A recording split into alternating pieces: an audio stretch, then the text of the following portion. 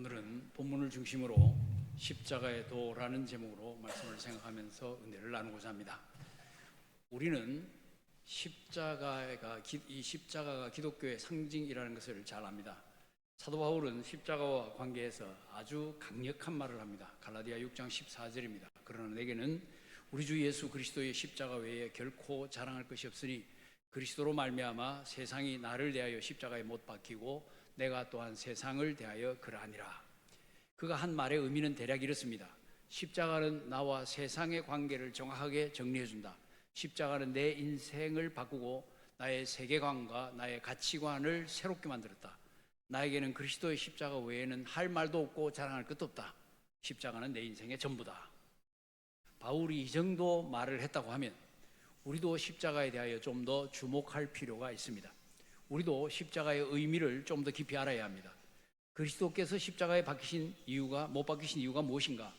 십자가는 나에게 어떠한 의미를 지니는가? 십자가 위에서 어떠한 일이 이루어졌는가? 십자가를 통해서 인류에게 전하는 하나님의 메시지는 무엇인가? 우리는 이런 질문들에 대하여 답할 수 있어야 합니다.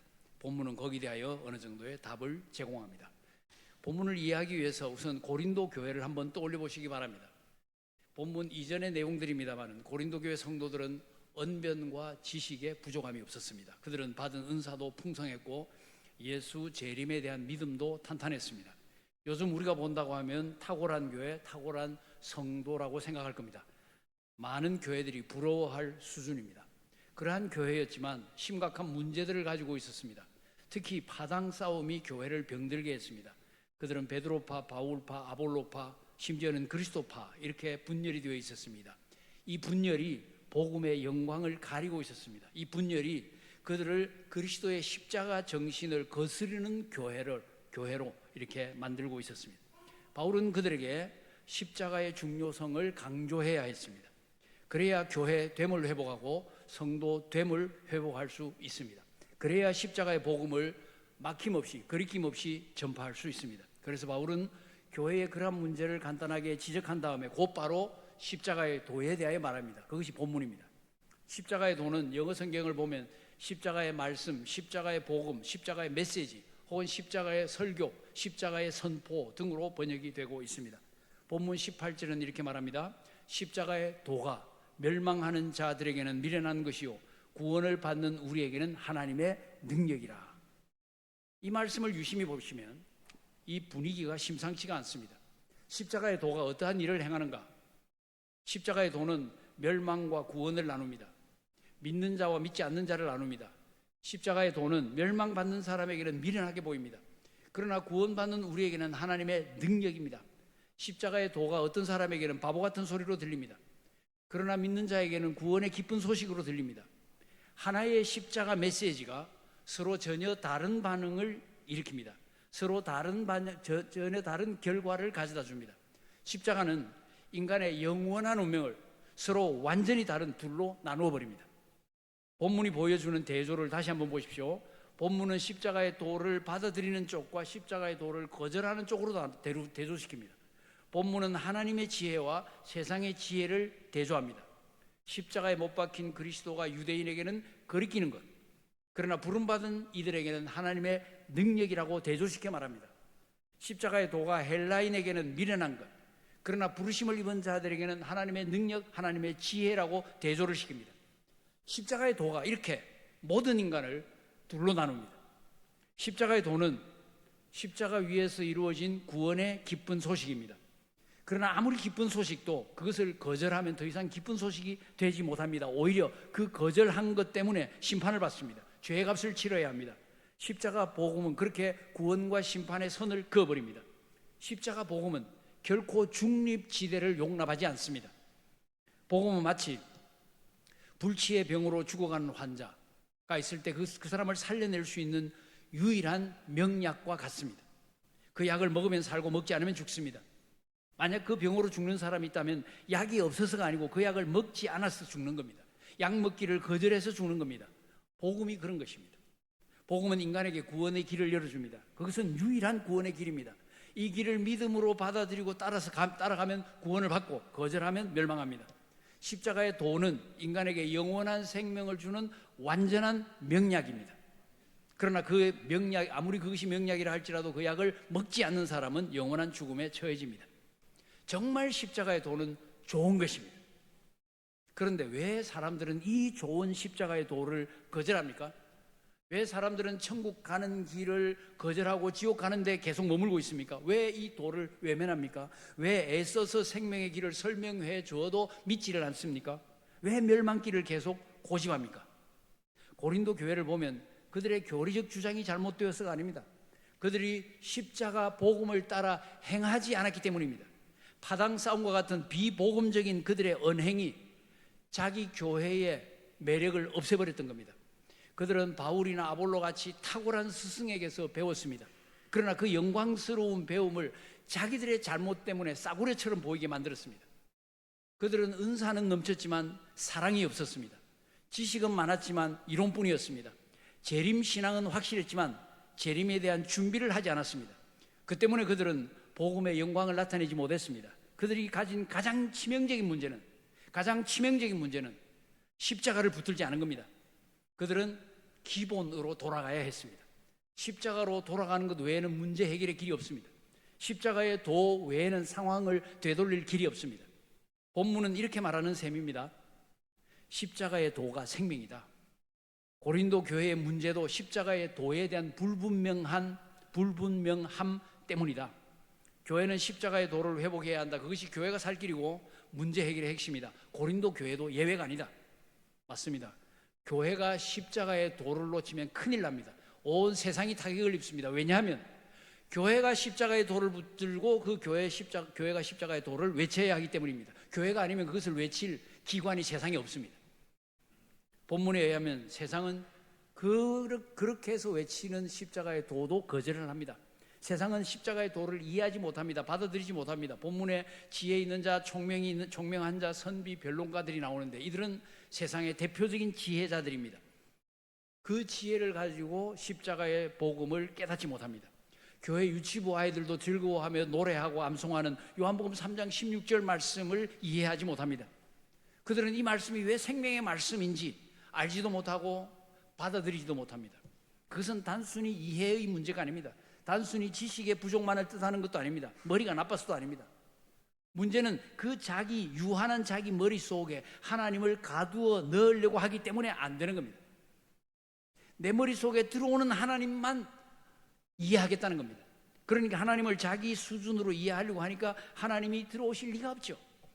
만약에 그 머릿속에 하나님이 들어왔다 이해가 다 됐다고 하면 그 하나님은 잘못된 하나님이죠. 인간 속에 가두어진 하나님이 어떻게, 인간 머리로 다 이해되는 하나님이 어떻게, 인간 수준 속에 다 내려오는 하나님이 어떻게 하나님입니까? 하나님일 수가 없습니다. 그런 하나님이면 믿을 수가 없습니다. 그래서 그들은 하나님께 마음을 열지 못합니다. 십자가의 복음, 구원의 복음도 받아들이지 않습니다.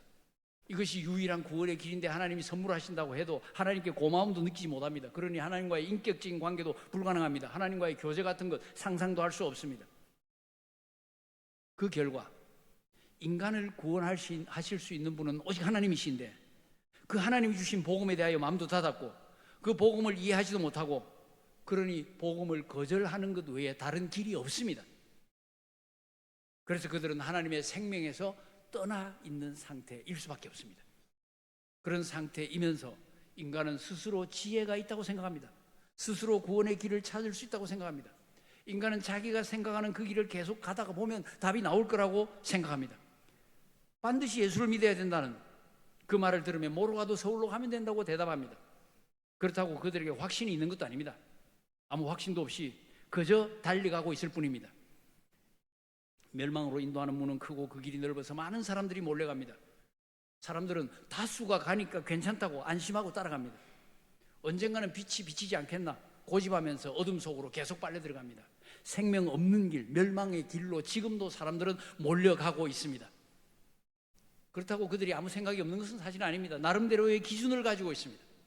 유대인들의 경우 구원자가 되려고 하면 표적을 행할 수 있어야 된다 이렇게 보았습니다. 메시아라고 하면 인간 수준을 뛰어넘는 능력을 보여야 된다 이렇게 생각했습니다. 안전뱅이를 일으키고 맹인의 눈을 뜨게 하고 죽은 자를 살리는 능력이 있어야 구원자일 수 있다고 생각했습니다. 그래서 유대인들은 예수님에게 표적을 보여달라고 요구를 했습니다. 니고데모는 예수님이 행하시는 표적들을 근거로 해서 당신은 하나님이 보내신 선생님입니다, 이렇게 고백을 했습니다. 실제로 많은 유대인들이 예수님의 능력을 보고 몰려들었습니다. 그리고 그 예수님이 메시아라고 생각하는 믿는 사람들도 많았습니다. 그리고 예수님을 이스라엘의 왕으로 모시려고 하는 시도도 했습니다. 그런데 예수님은 십자가에 달려서 죽어버렸습니다. 그들의 희망이 순식간에 사라져버렸습니다. 유대인들은 아무 저항 없이 죽어간 예수님을 메시아로 받아들일 수가 없었습니다. 게다가 예수님은 십자가에서 죽었습니다. 십자가는 신명기 21장에 나오는 나무입니다. 나무에 달려 죽은 자는 저주받은 자다, 저주 아래 있는 자다. 그러니 예수님이 저주의 죽음을 죽으신 겁니다. 메시아라고 하면 그런 저주의 죽음을 죽을 수는 없습니다. 그러니 유대인들은 예수님을 메시아로 받아들일 수가 없었습니다. 유대인들의 생각은 부분적으로는 맞습니다. 예수님은 분명히 저주의 죽음을 죽으셨습니다. 그것은 맞게 본 것입니다. 그러나 유대인들이 몰랐던 것, 왜 예수님이 저주의 죽음을 죽으셔야 했는가, 이걸 몰랐습니다. 그것이 핵심인데 말입니다. 갈라디아서 3장 13절은 그 부분을 깔끔하게 정리를 해줍니다. 그리스도께서 우리를 위하여 저주를 받은 바 되사 율법의 저주에서 우리를 속량하셨으니 기록된 바 나무에 달린 자마다 저주 아래 있는 자라 하였습니다. 바울은 조금 전에 말씀드린 그 신명기 21장의 말씀을 그대로 인용을 해서 나무에 달린 자는 저주 아래 있는 자라고 말을 합니다. 예수님이 그런데 십자가 위에서 그 저주를 받았다, 여기까지는 유대인들도 동의를 합니다. 그런데 저주받은 이유를 그 구절에서는 그리스도께서 우리를 율법의 저주에서 속량하시려고 저주를 대신 받으셨다, 이렇게 말하고 있습니다. 우리를 율법의 저주에서 속량하시려고. 율법이 무엇입니까? 우리 이렇게 살아라고 가르쳐 주신 하나님의 말씀입니다. 그런데 그 율법을 우리가 제대로 지키지를 못하기 때문에 율법은 거룩하지만 결국 율법의 용도가 우리를 정죄하는 데 사용이 되는 겁니다. 1계명을 펼쳐도 걸리고 2계명을 펼쳐도 걸리고 3계명, 4계명을 펼쳐도 다 우리는 걸리게 되어 있습니다. 그래서 죄인일 수밖에 없고 그 죄인에게 주어지는 것이 바로 죄로 인한 저주입니다. 이 저주가 율법의 저주인 것입니다. 율법의 저주로부터 우리를 건지시려고, 정죄와 심판의 저주로부터 우리를 구원하시려고 예수님이 대신 거기서 저주를 당하신 겁니다. 그것이 예수님이 나무에 달려 저주의 죽음을 죽으신 이유입니다. 여기서 우리는 대단히 중요한 사실 한 가지를 깨달아야 합니다. 예수께서 우리를 위하여 저주를 받으셨다는 것은 우리가 원래 저주를 받아 마땅한 죄인이라는 점입니다. 우리는 죄로 인해서 저주의 죽음을 죽어야 마땅합니다. 우리는 율법을 받았지만 지킬 능력이 없습니다. 그래서 거룩한 율법이 우리를 정죄합니다. 그래서 예수님이 십자가에서 저주의 죽음을 죽으셨다는 것은 우리가 저주 아래 놓여 있다는 것을 깨닫게 해줍니다. 우리는 우리 자신의 힘으로서 그 저주에서 벗어날 능력이 없습니다. 우리는 스스로를 구원할 능력이 없습니다. 그래서 우리는 자기 구원이라는 점에 있어서 전적으로 무능력한 존재입니다. 이것을 교리적으로 전적 무능력이라고 말합니다. 혹은 전적 타락이라고 말합니다. 대부분의 사람들은 이 표현을 듣기 싫어합니다. 우리 크리스찬들도 이 부분에 대해서 잘 모릅니다. 동의도 하지 않습니다. 전적 타락이 무엇입니까? 선한 일을 전혀 행하지 못하는 겁니까? 히틀러나 무솔리니 정도 타락해야 전적 타락입니까? 그런 것이 아닙니다. 전적 타락은 선의 근원이신 하나님과 단절된 상태를 말합니다. 하나님의 거룩과 단절된 상태입니다. 그 결과 영적으로 죽어있는 비참한 상태, 하나님이 기뻐하시는 뜻을 행할 능력이 없는 상태, 죄가 전 인격에 영향을 미치고 있는 상태입니다. 쉽게 말해서 생수가 있는데 거기에 독을 한 방울 떨어뜨린 거나 10방울 떨어뜨린 거나 100방울 떨어뜨린 거나 아예 독물로 만드는 거나 마시고 죽는 건 똑같단 말입니다. 그것이 전적 타락의 좀 비유로서 약간 이해할 수 있는 그 내용이 말이 되겠습니다. 그 비참한 상태를 해결하기 위해서 예수님이 십자가를 지신 겁니다. 그것이 하나님이 세상을 이처럼 사랑하사 독생자를 주셨다는 말씀의 의미입니다. 그걸 통해서 무능력한 죄인을 구원하는 것, 그것이 십자가의 복음입니다. 십자가의 복음은 구원의 복음이고 저주를 면제받게 해주는 복음입니다. 로마서 1장 16절은 이렇게 말합니다. 내가 복음을 부끄러워하지 아니하노니 이 복음은 모든 믿는 자에게 구원을 주시는 하나님의 능력이 됨이라. 먼저는 유대인에게요 그리고 헬라인에게로다. 누구라도 예수만 믿으면 됩니다. 누구든지 십자가의 복음을 받아만 들이면 구원을 받습니다. 여기에는 인간편의 공로가 없습니다. 하나님의 능력이 역사합니다. 전적으로 그래서 하나님의 은혜로 그것이 가능합니다. 근데 사람들은 은혜로 구원받았다는 사실을 잘 받아들이지 못합니다. 자기가 저주받아야 할 상태로 심각하다는 것을, 그 정도 심각하다는 것을 인정하지 못합니다. 그래서 십자가의 복음이 은혜라는 것에 대하여 고마워하기는커녕 오히려 기분이 상해버립니다. 자기의 자존심을 상하게 하는 메시지가 되는 겁니다. 오늘날에는 아예 복음에 대한 관심도 없습니다. 신에 대한, 종교에 대한 관심도 없습니다. 그 무관심 속에는 하나님은 필요 없다, 나 혼자 잘 살 수 있다는 오만함도 들어있습니다. 이러한 현대인에 대한 옛날 버전, 2000년 전 버전이 헬라인입니다. 헬라인들은 지혜를 중요하게 생각합니다. 그들은 지혜를 추구합니다. 여러모로 머릿속에 기가 차게 이해가 되는 것을 좋아했습니다. 이성적으로 이해되는 구원의 길을 찾았습니다. 복음도 그들의 머릿속에 이해가 되어야 했습니다. 그러한 그들 생각에 십자가는 어리석기 짝이 없습니다. 예수라는 저분은 도덕적으로 탁월한 분이고 그리고 선한 분이지만 결국 십자가에서 힘없이 죽어간 인물 아니냐, 그런 분이 우리를 구원할 수 없다고 생각합니다. 그들은 온갖 질문을 던지면서 고개를 가로젓습니다. 도대체 예수가 왜 십자가에서 그렇게 비참하게 죽어야 되는데? 우리 죄 때문이라고? 우리가 무슨 죄를 지었는데? 우리가 죄인이라는 사실을 증명을 해봐라. 그럼 내가 믿을게. 게다가 그 예수만 믿기만 하면 구원받는다고? 난 아무 일도 할 필요가 없고? 그런 게 어디 있어? 그거 완전히 공짜라는 말이잖아. 너무 쉽잖아. 그게 구원의 길이라고 어떻게 받아들여? 심오한 게 아무것도 안 보이는데. 그렇게 논리를 전개합니다. 그렇습니다. 그들의 눈에 복음은 너무 이상하고 너무 시시하고 너무 수준이 얕아 보입니다. 그들은 인간의 지혜 속에 그 하나님을 가둘 수 없다는 사실을 인정하지는 못합니다. 그렇게 가두어지는 순간, 인간의 지혜 속에 가두어지는 순간 그 하나님은 사실상 참 하나님일 수 없다는 사실도 모릅니다. 그러한 것이 인간 속에 있는 교만한 타락한 본성입니다. 로마서 1장 22절은 이렇게 말합니다. 스스로 지혜 있다 하나 어리석게 돼요. 그렇습니다. 인간 비극 중에 하나는 스스로 지혜 있다고 생각은 하는데 실제로는 어리석은 겁니다. 그래서 그들은 하나님의 지혜에 귀를 기울이지 못합니다. 기울여도 이해하지 못합니다. 이해하지 못하기 때문에 복음의 신묘막측함에 대하여 마음을 열지 못합니다. 고개 숙이지도 않습니다.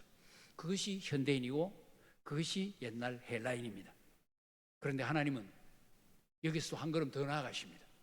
마치 인간의 지혜를 비웃듯이, 조롱하시듯이 전도에 미련한 것으로 믿는 자를 구원하시기를 기뻐하십니다. 복음을 전하기만 해라, 예수의 증인이 되기만 해라, 다른 건 내가 알아서 하마, 이런 식입니다. 누가 봐도 어리석어 보입니다. 교인이 봐도 비교인이 봐도 이거 안 될 건데 라는 생각이 들 정도입니다. 실제로 우리가 전도를 하면 열매가 맺히지를 않습니다. 그래서 낙심합니다. 제가 광주은광교회 예를 한번 조금만 들어보겠습니다. 수안에서 이제 교회 건축을 시작을 하면서 홀에서 예배를 드린 게 5년 6개월입니다. 그리고 나서 이제 본당으로 옮겨가서 예배를 드렸는데 전도를 정말 많이 했습니다. 그 중에 한 가지가 종이 비행기라는 신문, 전도용 신문을 만들었습니다. 한 번 만들 때 2만 장을 찍었습니다.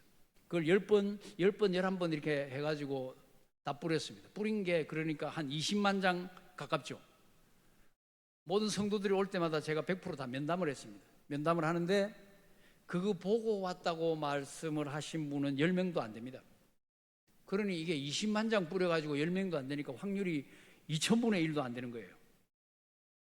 가성비가 정말 형편없는 일을 한 셈입니다. 이게 무슨 전도가 소용이 있나, 여기에 돈을 집어넣는 게 소용이 있나, 이런 생각이 들 정도였습니다. 그런데 우리는 이렇게 하고 왜 이리 안 되나 하는데 하나님은 하나님이 알아서 행하시더라고요. 하나님이 주권적으로 일하십니다. 새가족이 해마다 200명 이상 계속 등록을 해왔습니다. 그때 분명한 사실을 깨달았습니다. 그죠? 우리는 전도할 뿐이고 열매는 하나님의 주권 아래에 있습니다. 이건 우리 소관이 아닙니다. 순종하는 것이 우리 책임이고 부흥은 하나님의 소관입니다. 전도가 그런 것입니다. 그래서 미련해 보이는 겁니다. 예수 믿으면 구원받는다, 이 말도 별로 설득력도 없어 보이고 흔해 보이고 임팩트도 없어 보입니다. 신비롭지도 않습니다. 그래서 어리석어 보이기까지 합니다. 그런데 하나님은 이 간단한 말을 기뻐하십니다. 왜 기뻐하실까요? 왜 전도에 미련한 것으로 사람을 구원하시기를 기뻐하실까요? 전도에는 구원은 하나님이 하신다, 나는 하나님께 순종한다는 이 자세가 들어있기 때문입니다. 그것은 우리가 하나님께 순종하는 것을 하나님이 기뻐하신다는 것, 그리고 구원은 하나님의 주권이라는 것을 우리가 고백하는 것을 하나님이 기뻐하신다는 것, 이것이 들어있기 때문입니다. 이제 십자가의 복음을 다시 한번 우리가 들여다볼 차례입니다. 과연 복음에는 아무 지혜가 없는가? 아무 설득력이 없는가? 아무 논리가 없는가? 그저 구원의 능력만 있는 것인가? 아닙니다. 우리가 믿음으로 들여다보면 복음에는 아주 분명한 논리가 있습니다. 믿음으로 받아들이면 분명한 설득력이 있습니다. 전도는 과연 그냥 믿으라는 말만 하는 것인가? 아닙니다. 십자가의 복음에는 지혜도 있고 설득력도 있고 분명한 논리가 있고, 그래서 겸손한 태도와 열린 마음만 가지고 있으면 하나님의 지혜가 거기에 보이고 논리도 이해할 수 있습니다. 믿음으로 바라보면 그 심오함도 엿볼 수 있습니다. 조금 전에 예수님은 십자가 위에서 우리가 받을 저주를 대신 받으셨다고 말했습니다. 그것은 우리가 저주받아 마땅한 죄인이라는 사실을 뜻한다고 말했습니다.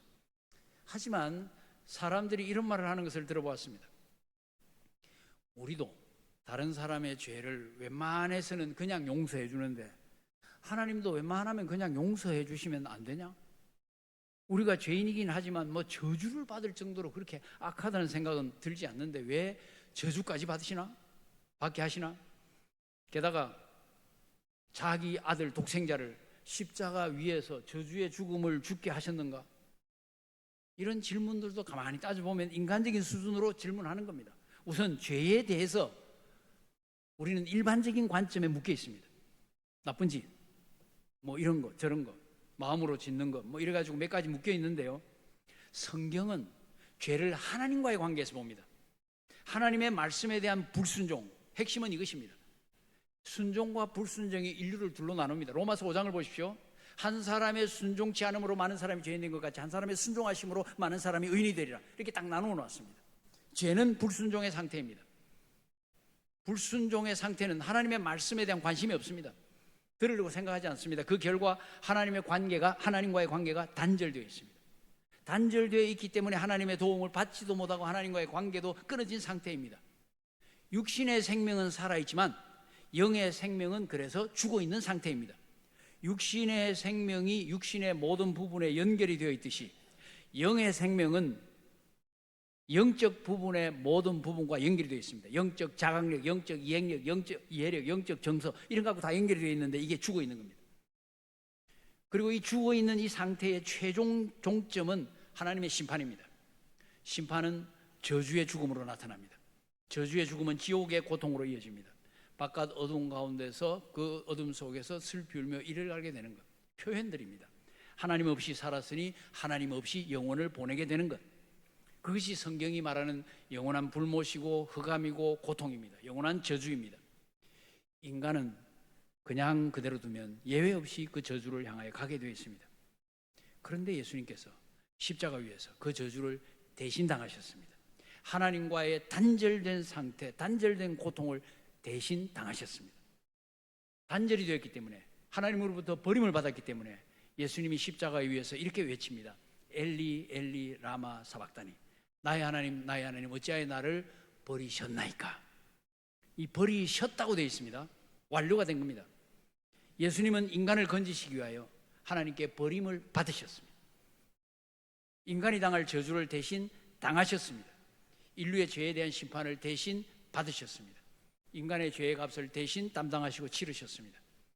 죄 값을 다 치르신 다음에 십자가 위에서 또 이렇게 외치십니다. 다 이루었다.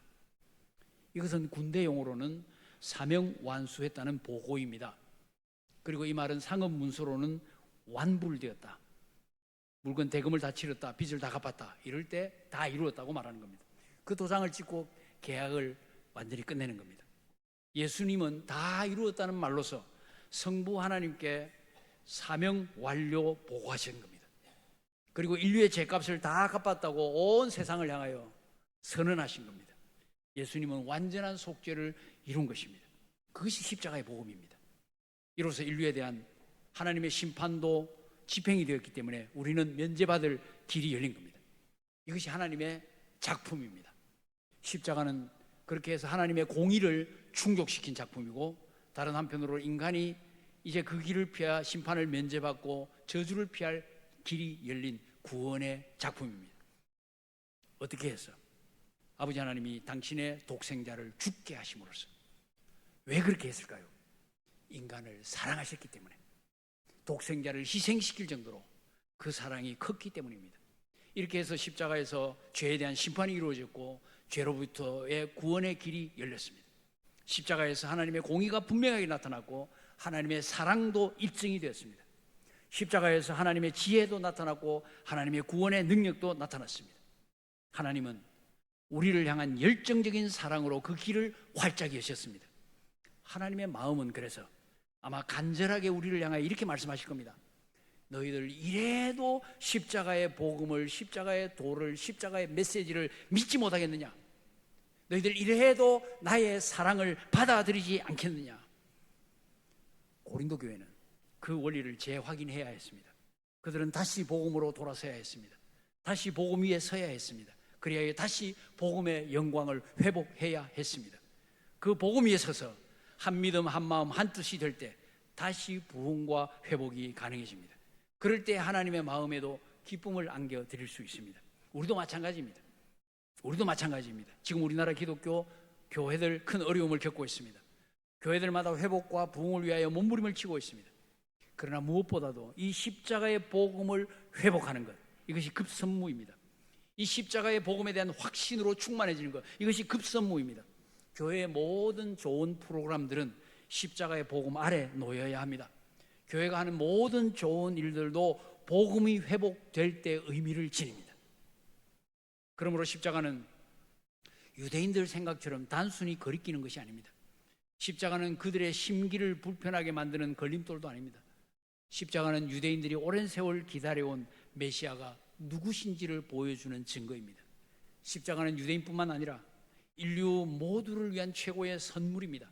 인류 역사에서 비교할 것이 없는 가장 위대한 축복입니다. 또 십자가는 헬라인들이 생각하듯이 어리석은 것이 아닙니다.